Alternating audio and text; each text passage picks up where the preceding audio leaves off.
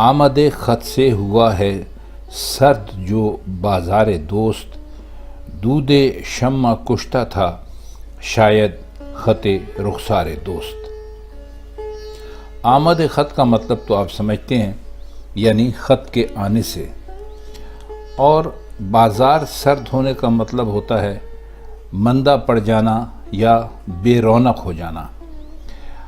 اصل میں خواتین و حضرات، اب ہم بہت سارے ان الفاظ کے معنی آپ کی خدمت میں پیش نہیں کر رہے ہیں جو کہ ہم اپنی گزشتہ غزلوں کی جو شرح کرتے رہے ہیں، جو تشریح کرتے رہے ہیں، ان میں پیش کرتے رہے ہیں۔ اس کی وجہ یہ ہے کہ یہ ایک طرح سے دہرانا ہو جائے گا، اور ہماری کوشش یہ ہوتی ہے کہ کم سے کم وقت میں آپ کو زیادہ سے زیادہ الفاظ اور شعروں کے مطلب سمجھا سکیں۔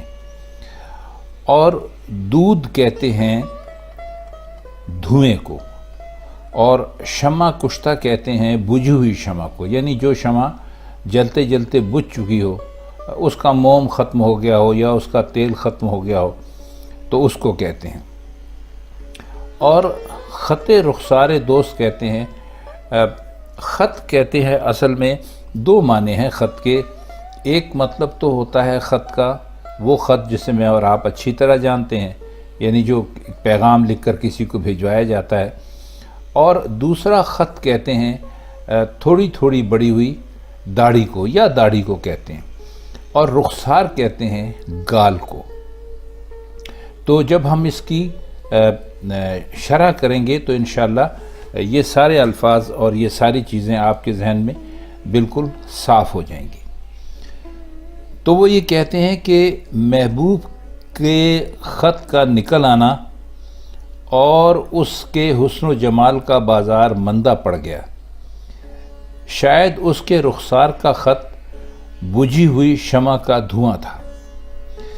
شمع بجھتی ہے تو اس میں سے دھواں اٹھتا ہے، یعنی دھواں جب اٹھنے کا مطلب یہ ہوتا ہے کہ شمع بجھ چکی ہے۔ یہ اس بات کا ثبوت ہوتا ہے، کیونکہ جب تک شمع جلتی رہتی ہے اس میں سے صرف شعلہ ہی نکلتا ہے، دھواں نہیں ہوتا۔ لیکن آپ نے دیکھا ہوگا کہ جب آپ کسی شمع تو خیر آج کل کہاں جلاتے ہیں لوگ، اس کا دستور ہی نہیں ہے۔ آپ جب موم بتی کو بھی پھونک مار کر بجھاتے ہیں تو آپ نے دیکھا ہوگا کہ اس میں سے دھوئیں کی ایک باریک سی لکیر نکلتی ہے، جس کا مطلب ہوتا ہے کہ شمع بجھ گئی ہے۔ تو مرزا نے دودھ یعنی کہ دھوئیں کو خط سے، یعنی شمع کو حسن و جمال سے اور شمع کشتہ کو حسن جمال کی افسردگی سے تشبیہ دی ہے۔ ان کا کہنا مطلب یہ ہوا کہ ہمارا جو محبوب ہے اس کا چہرہ جو ہے وہ اب اتنا زیادہ بارونق نہیں رہا، اس پہ اتنی رونق زیادہ نہیں رہی، اور اس پہ ایک دھواں سا چھا گیا ہے، بالکل ویسے ہی جیسے کہ آپ شمع کو بجھاتے ہیں تو اس پہ ایک دھواں سا چھا جاتا ہے۔ اصل میں بعض اشعار ایسے ہوتے ہیں کہ ہم ان کی ایک طرح سے آپ کے لیے روایتی طور پہ تو تشریح کر دیتے ہیں، لیکن ان اشعار کی جو ہم یہاں تشریح کر رہے ہیں، اس کا مطلب یہ نہیں ہے کہ آپ صرف ہماری کی ہوئی تشریح پر ہی تکیہ کر کے بیٹھے رہیں اور انہی سے مطمئن ہو جائیں۔ یہ اصل میں تشریح آپ کے سوچ کے لیے نئے راستے کھولنے کے لیے ہے کہ آپ اپنے طور سے دیوان غالب نکالیں اور ان کے مشکل الفاظ کے معنی یہاں ہم سے سنیں، اور ہماری کی ہوئی کچی پکی جیسی بھی تشریح ہے اس کی روشنی میں آپ مزید معنی نکالنے کی کوشش کریں۔ تو یہی اصل میں علم کا حاصل کرنا ہوتا ہے۔ تو چلیے اب ان کے اگلے شعر کی طرف چلتے ہیں۔ وہ کہتے ہیں، اے دل نا عاقبت اندیش ضبط شوق کر، کون لا سکتا ہے تاب جلوائے رخسار دوست۔ نا عاقبت اندیش کہتے ہیں احمق کو، بے وقوف کو، اور ضبط شوق کا مطلب ہوتا ہے محبت کو ذرا صبر سے روک کے رکھ۔ تو وہ کہتے ہیں کہ اور تاب جلوہ رخسار دوست کا مطلب ہوتا ہے تاب لانا کہتے ہیں برداشت کرنے کو۔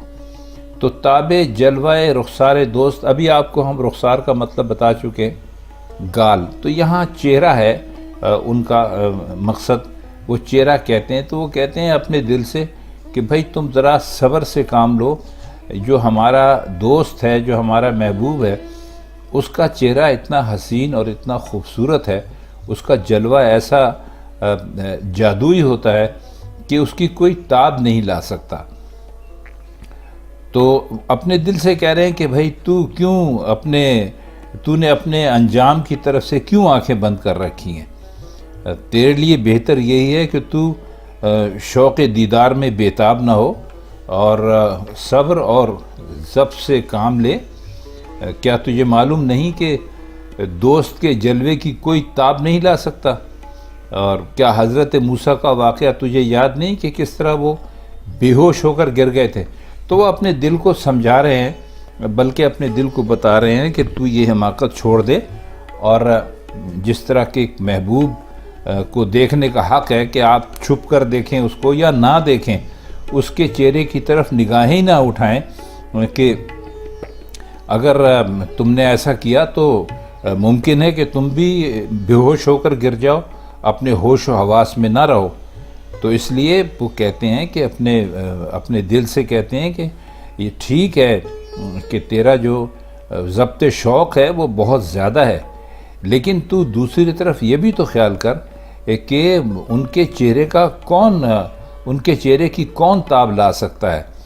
وہ جو ان کا جو جلوہ رخسار ہے، یا جو ان کا چہرہ ہے، یا جو ان کا بے مثال حسن ہے، اس کی کوئی تاب نہیں لا سکتا۔ تو اپنے دل کو سمجھا رہے ہیں کہ محبوب کے چہرے کی طرف نظر نہ اٹھا تو تیرے لیے بہت بہتر ہے۔ اب آئیے اگلے شعر کی طرف۔ اگلا شعر ہے: خانہ ویراں سازی حیرت تماشا کیجئے، صورت نقش قدم ہو رفتار دوست۔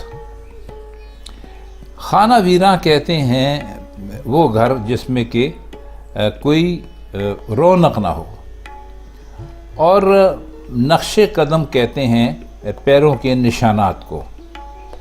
تو اس کی جب ہم تشریح کرتے ہیں تو وہ یہ کہتے ہیں کہ خانہ ویراں یعنی گھر کا اجڑنا، گھر کا ویران کرنا، خانہ ویران سازی۔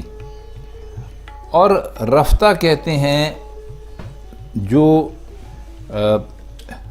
بہت ہی عاشق ہو کسی پر، کسی کے عشق میں یعنی مر مٹ گیا ہو، اس کو کسی کے عشق میں کسی قسم کی تاب نہ رہی ہو، تو وہ کہتے ہیں کہ دیکھ بھائی حیرت نے میرا گھر کس طرح اجاڑ دیا ہے، یعنی میں نقش پا کی طرح محبوب کی رفتار پر مر مٹا ہوں۔ اب اصل میں نقش پا یا نقش قدم کو حیرت زدہ اس لیے کہا کہ اس میں کوئی حرکت نہیں ہوتی، جیسا نقش پڑ گیا ویسے ہی رہتا ہے۔ جب عاشق خود نقش قدم کی طرح سراپا حیرت بن کر محبوب کی رفتار پر مر مٹا اور اسے گھر کی سوجھ بوجھ ہی نہ رہی، تو ظاہر ہے کہ یہی حیرت اس کا گھر برباد کرنے کا سبب بن گئی، اور یہ بات بھی بالکل درست ہے، اس میں کوئی شبہ بھی نہیں ہے۔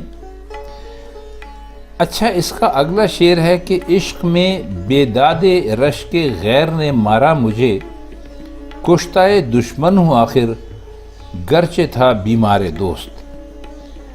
خواتین حضرات، آپ کو یقیناً یہ الفاظ مشکل لگ رہے ہوں گے، لیکن جب ہم ان کے معنی بتا کے ان کی تشریح کریں گے تو آپ کے ذخیرہ الفاظ میں بھی بہت اضافہ ہوگا، اور آپ کو یہ اشعار جو ہیں یہ بڑے مزے کے لگنے لگیں گے۔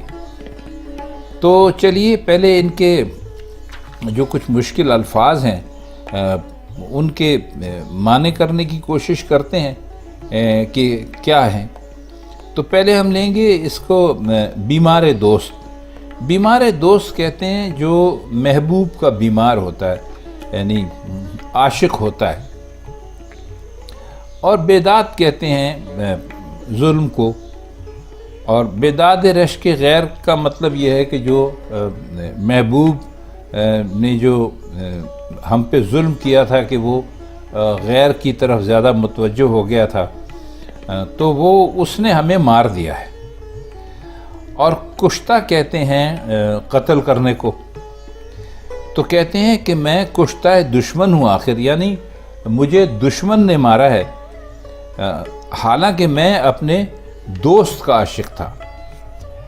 تو وہ اس کا مطلب یہ ہوا کہ میں تو محبوب کی محبت میں بیمار تھا اور اسی بیماری میں مجھے مر جانا چاہیے تھا، لیکن اسی دوران میں میرے محبوب نے رقیب پر مہربانیاں شروع کر دیں، یعنی غالب کو چھوڑ دیا، اور یہ جانتے ہوئے بھی کہ یہ میرے عاشق ہیں، اور وہ رقیب کی طرف زیادہ مائل ہو گیا یا ہو گئیں۔ تو ان مہربانیوں پر جو مجھے رشک آیا، تو میں اس میں جو ظلم و ستم میں نے محسوس کیے یا مجھ پر جو ظلم و ستم ہوئے، اس نے تو مجھے ایسا نشانہ بنایا کہ میں اپنی جان سے گزر گیا۔ تو اصولاً تو یہ ہونا چاہیے کہ میں تو بیمار دوست تھا، یعنی میں تو عاشق تھا ان کا، اور مجھے ان کے ظلم اور ستم سے مرنا چاہیے تھا، لیکن یہ کیا ہوا کہ مجھے تو دشمن نے قتل کر دیا، یعنی میں کشتہ دشمن بن گیا، جبکہ مجھے محبوب کو مارنا چاہیے تھا، اور محبوب نے مجھے مارا اس طرح کہ اس نے میرا جو رقیب تھا اس کے اوپر مہربانیاں شروع کر دیں۔ تو ظاہر ہے کہ پھر تو بھائی مجھے مرنا ہی تھا۔ تو اب اگلے شعر میں کہتے ہیں، یہ غزل اپنی مجھے جی سے پسند آئی ہے آپ، ہے ردیف شعر میں غالب زبس تکرار دوست۔ اب اس میں یہ جو اپنی جو غزل ہے، یہ کہتے ہیں کہ مجھے تو یہ اپنی جو غزل ہے یہ بہت زیادہ مجھے بہت پسند آئی ہے۔ ردیف اب آپ جانتے ہیں کہ کسے کہتے ہیں، کہ اس میں بار بار جو ہے نا دوست یعنی محبوب کا ذکر آیا ہے، جیسے گفتار دوست اور آزار دوست اور تکرار دوست۔ تو یہ کہتے ہیں کہ مجھے جی سے پسند آئی ہے، مطلب مجھے دل سے پسند آئی ہے، کیونکہ اس کی جو ردیف ہے اس میں بار بار میرے دوست یعنی محبوب کا لفظ آیا ہے، اور عاشق تو اس لفظ کی تکرار سے بھی خوش ہوتا ہے، یعنی کوئی بھی ایسی بات یا کوئی بھی ایسی چیز ہوگی جس میں بار بار میرے محبوب کا ذکر آیا ہوگا اور میرے محبوب کا تذکرہ ہوگا، تو وہ لازمی بات ہے کہ مجھے بہت ہی پسند آئے گی۔ تو یہ غزل بھی مجھے اس لیے بار بار مجھے بہت ہی پسند آئی ہے کہ اس کے جو ردیف ہیں جو شعر کے، یعنی تکرار اور گفتار اور آزار جو کچھ بھی ہے، تو اس میں بار بار میرے یار کا تذکرہ آیا ہے، میرے محبوب کا تذکرہ آیا ہے۔ تو خواتین حضرات، یہ تھی مرزا کی ایک اور غزل سے چند مختلف اشعار کے مشکل معنی اور ان کی شرح کرنے کی ہم نے کوشش کی ہے۔ تو اگر آپ کو یہ غزل پسند آئی ہوگی تو ہمیں بہت اچھا لگے گا۔ تو بس ہم یہ چاہتے ہیں کہ آپ غالب کے سلسلے کا یہ پروگرام سنتے رہیں اور مرزا غالب کی شاعری کو سمجھتے رہیں، جو یقیناً بہت کمال کی شاعری ہے۔ تو پھر آپ سے ملاقات ہوتی ہے انشاءاللہ کسی اگلے پروگرام میں مرزا کی کسی اور غزل کے ساتھ۔ تب تک کے لیے ہم آپ سے اجازت چاہتے ہیں۔ خدا حافظ۔